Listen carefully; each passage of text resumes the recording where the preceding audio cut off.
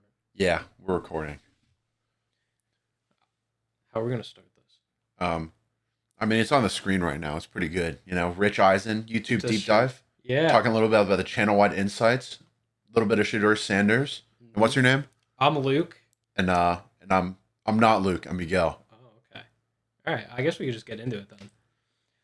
So, Rich Eisen, if you don't know, is an American TV and radio personality. He's been on air. He was with ESPN in 2003 and has since spun off into his own show. He's a Michigan State alum and certified Ohio State Buckeyes hater, so sorry about that. He hosts the Rich Eisen Show on Roku and XM Radio, when caters primarily to older sports fans, more like he was born in the 1960s, so generally that demographic age group uh, watches his content. Um, and he uploads clips from the Rich Eisen Show to YouTube every day. That's sort of his main online platform. So the YouTube channel is a content hub. He posts essentially anything from his show onto his YouTube. So the topics vary a lot from video to video. It's mostly about football, but it also includes videos about basketball, baseball, uh, that's supposed to say golf, WWE, celebrity interviews, mostly with musicians, movies and TV show stars, and just various other topics. So our goal is to understand what drives performance on the Rich Eisen YouTube channel. So we identified key variables such as the view count, which is going to be our dependent variable, and engagement rate, and the topics of the videos. And we use statistical and machine learning models to identify and explore possible trends. And we've made recommendations based on the data gathered about his content. So we sourced our data using the YouTube API and did some calculations using the OpenAI API as well, to gather the topics of the videos by analyzing the title and description. So we took the last 2 years of videos uploaded to his channel. We figured that that was a robust enough data set. It's somewhere around 10,000 videos. We from YouTube pulled the title, description, view count, comment count, and like count, and the upload date, and we calculated an engagement rate based off of the like count and comment count, and divided over the view count. So OpenAI's API, what we were initially trying to do was use uh, a natural language processor like Spacey and feed the uh, video titles and descriptions into Spacey and have Spacey determine what the topic of the video was. But that wasn't working very well. So we started doing a keyword search uh, based on tags that he put in the description, and that was kind of working, but wasn't giving us like perfect results. So we decided to just use ChatGPT. I had to buy about $10 worth of credits. Uh, we fed the title and description information into ChatGPT, had it determine whether the video was most likely football, basketball, baseball, wrestling, movies and TV, or other type of video. And then we used that to run our further analysis. And just like a brief insight as to why we chose to do this, we did originally try to look at using the tags in the description, but those kind of vary a lot. And realistically, it kind of ends up as one way or the other. We're going to either feed the tags in through the AI and Yeah. have it group up, or we can hard code it. And one of those is easier than the other. So, Yes, it was much, much more efficient. And I was losing my mind trying to get the code to analyze all of the titles correctly. And ChatGPT just did it much better than I was able to. and speaking of OpenAI, who's that? That's Michael Football. So now that we have all the data gathered together, let's look a little bit at the performance. As you can see here, we kind of have the categories based up. You see that football, movies, other, basketball, baseball, WWE, etc. So just looking briefly, football has the most views per category, and that honestly just makes sense because like Luke said earlier, most of the videos uploaded are football Yeah. videos, so it just makes sense that all the views are going to be football. So realistically, that number isn't super helpful for our analysis. Mhm. So we're going to move instead, and we look at median views per category, which changes quite a lot. You can see football there still performs the second best, but it's not performing the best by a huge margin like the total views. And we see that movies and TV seem to be performing a lot better, if anything. Mhm. And WWE is noticeably lower than any other category. Yeah. So if we were potentially going to do something, we could maybe look at like ratio of views or something, Mhm. but that's kind of not something we did. But just looking at more channel metrics, we can see at the bottom the median view count has gone down over the past 2 years. But if you zoom in a little bit more closely, which I don't think we can do, but if you notice in November, there's spikes of activity between both of the years, and it goes up in December, peaks in January, December, that area, both of those years, and then starts to taper off. Yeah, that's right around when the football season is hitting its peak, where games become determinant of whether or not a team's going to be in the playoffs, and that seemed to be the primary cause of that boost in viewership. Yeah, and we can also see here just very briefly the median engagement rate. WWE is definitely the highest, which is really interesting because they had the lowest median views, right? Yeah, so it definitely has a smaller viewership, but the people who do watch it are much. They're a very dedicated group of watchers. Yeah. So next thing we looked at is how many videos this guy's releasing per day, right? Because like you said, they're clips from the Rich Eisen show. They're not just edited all videos on their own, Yeah. each one. So you can see here, 1 to 2 videos seems to be the gold number, and then there's a huge drop off towards three, and then it slowly increases up towards about 20 videos a day, give or take, and then starts Mhm. to hard taper off. And we can see 35 videos in one day. That's a lot of videos. I don't Yeah. really know why he's doing that. So, despite what I said earlier about his content mostly being for like older demographics, I do subscribe to and watch this channel. And part of the reason I wanted to do this analysis is because I noticed he uploads so many videos like consistently, and generally the YouTube algorithm doesn't like it when you flood subscriber inboxes with videos. So I wanted to see initially if uploading less videos had a relationship with a higher view count, which it seems to, at least for those first 1 to 2 videos, definitely sort of evens out after that. Yeah. And then just looking a little bit more at engagement rate, we see most of the categories don't really see an increase in engagement rate based on the view count, which honestly just kind of makes sense, right? Same amount of views, it's a ratio, not doesn't increase. But we do see there's a little bit of an outlier with movies and TV. It does kind of appear like the more views that there are, the higher the engagement rate is going to be. So it just kind of means like if there's like 1,000 views or something, then it's more likely that a user clicking onto the video is going to engage with it, as opposed to kind of the same percentage for every other one. But I guess we can look a little bit into some of the statistical machine learning models, right? You know, tell that joke.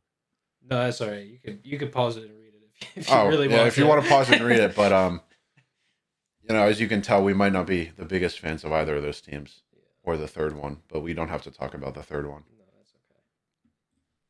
So moving into our linear regression model, the data kind of sucks. As you might have been able to see it through the distributions earlier, but it doesn't really work great. Our R squared was 0.053, which is how good is that?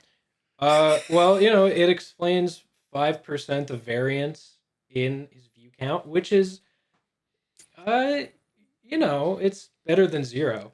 Yeah, but as we can see, it's kind of not great, but we can kind of see there's a little bit of that coefficient there affecting it a tiny, tiny bit. Definitely interesting to see because we can see that the movies and football or movies and TV definitely seems to be performing better, but we can see categories like basketball and WWE seem to have a negative impact at minimum if we look there at that coefficient number. Mhm. But moving in, we ran it through XG Boost as well. Very, very cool library to use. A little bit of machine learning, but we did see a pretty good performance increase, at least comparatively, going up to 7.07, so 7% as opposed to 5.3%. Still not great, obviously, and a pretty bad error. But again, this is kind of just helpful for us to know because categories on their own are probably not going to be the biggest dedicated factor to increasing views or not. So Mhm. you would want to consider something else. Yeah, and this was in the previous slide, but engagement rate was, I believe, the most significant of the predictors, which is kind of makes sense. Yeah, as more people engage with the video, it's going to increase its views, but definitely still a weak relationship. But I guess moving on. How about that draft recently, huh? Cam Yeah, Ward going to Cam. the Titans. Uh, Very exciting. They're going to be a top one team now, right? yeah, I'm a Giants fan, despite the hoodie I have on. We got Abdul Carter, very nice. Oh, So yeah, we'll bring out our guest. We got Shador. You may, if you followed the draft, you probably already know this. In fact, you definitely already know this. But there was a lot of media buzz about Shador Sanders, the QB from Colorado. Stop moving me. Uh, Known as the Shador slide, at one point before the draft, the media was predicting, and by the media I mean Rich Eisen show, but also ESPN, The Atlantic, I believe ABC had some mock drafts. Shador Sanders was predicted to go in the top three draft choices because the Titans need a quarterback and the Giants need a quarterback, and they're both in the top three. The Giants ended up taking Abdul Carter and then Jackson Dart before Shador Sanders. Um, Many media personalities just thought that he would be rated really highly, but fans and NFL insiders thought that he was really overrated. A report from an anonymous coach came out calling him entitled and frankly not very good. And he slid from a first round pick all the way to the fifth round, pick 144. He was the second quarterback drafted for the Browns. So it was it was a historic slide. It broke viewership records for the third day of the NFL draft, which generally nobody cares about unless you're really, really into college football. Um, so, Rich Eisen, notably, he is a friend and former coworker of Deion Sanders, Shador Sanders' father, and he was a big proponent of Shador and thought he should go high in the draft. So, in the lead up to and after the draft, he made a lot of videos about Shador Sanders. He made a lot of videos about Shador Sanders. He made a lot of videos about Shador Sanders. And if you look in the comments, uh, it's mostly people complaining about how many Shador Sanders videos he's made.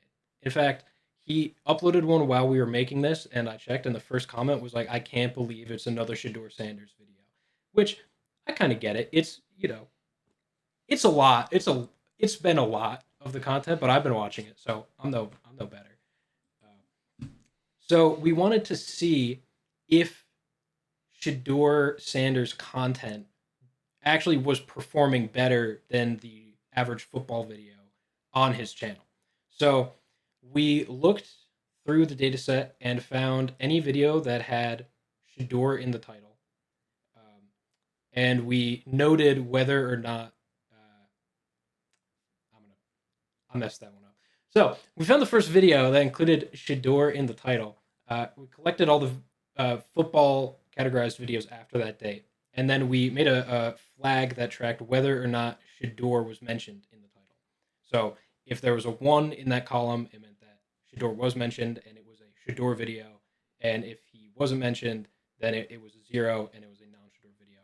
So we log transformed that data uh, to account for outliers and compared the results of the two.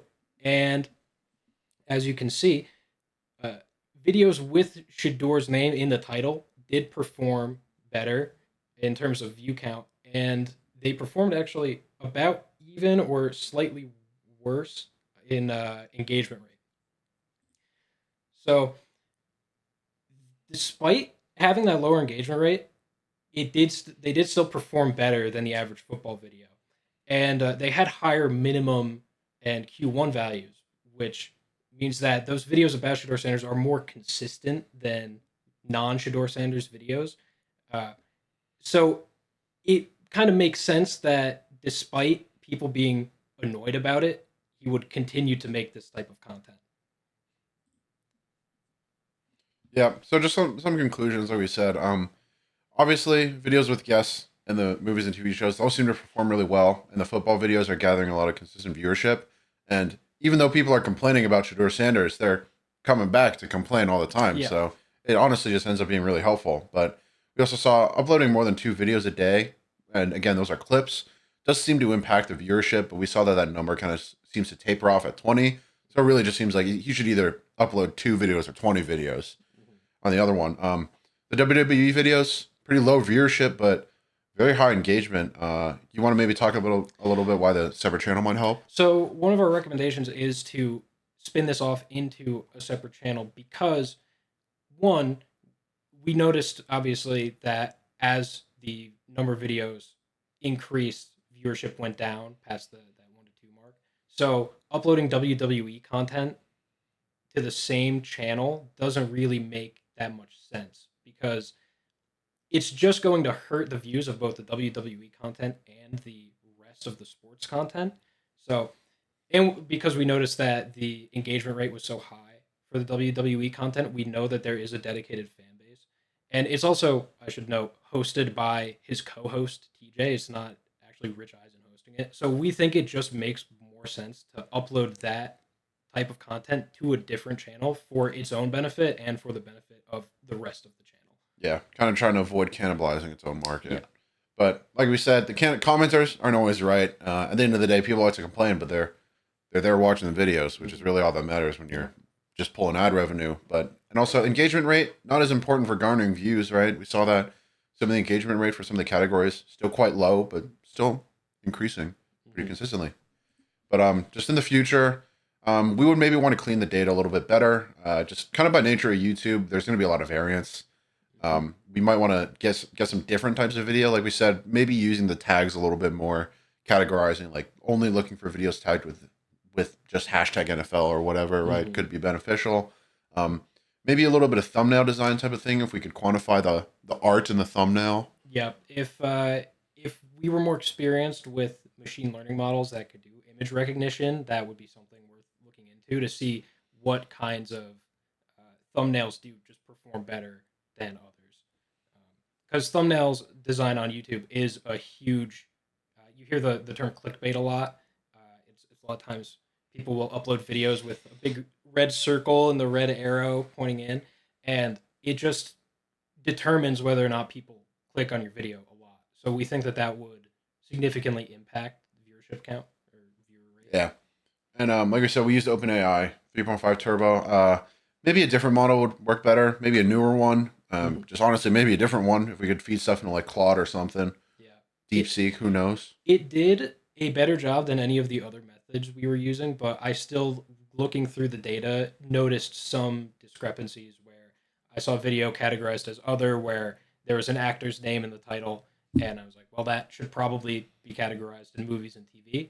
But it did a good enough job for this analysis, at least. And I wasn't about to look through 10,000 video titles and note them themselves. So it worked well enough. Yeah, and then we'd also probably want to do a little bit more of natural language processing and a little bit more sentiment analysis. But we kind of saw that those 2 models that we built didn't really cover the data super great. That R squared was really small.